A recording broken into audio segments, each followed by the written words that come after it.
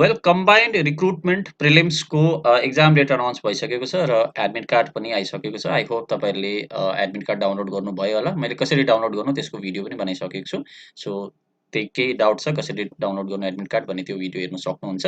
So this video is for small doubt clearance र सबैको मनमा यो डाउट छ कि जुन पेपर 2 छ जुन एप्टिट्युड पेपर प्रिलिम्सको त्यो क्वालिफाइङ नेचरको छ कि त्यसको मार्क्स काउन्ट हुन्छ प्रिलिम्सको रिजल्टमा भनेर चाहिँ सबैको मनमा डाउट आउँदै थियो।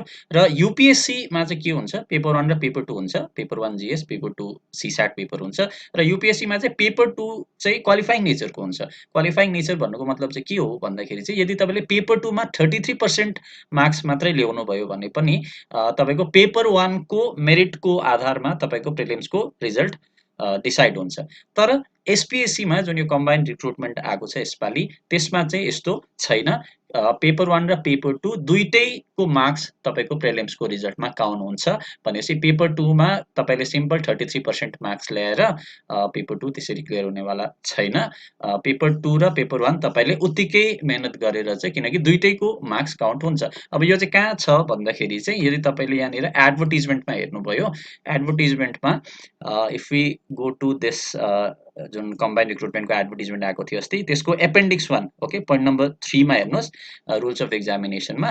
सो अलिकति मुनि तपाईँले यहाँनिर फर्स्ट पेजमै यहाँनिर नोट 1 मा हेर्नुहोस्। The commission will draw a list of candidates to be qualified for main exams based on the total qualifying marks of paper 1 and paper 2 of prelims exam। भनेपछि पेपर 1 र paper 2 को total qualifying marks नै count हुन्छ। भनेपछि जतिको paper 1 important त्यति नै paper 2 पनि इम्पोर्टेन्ट छ।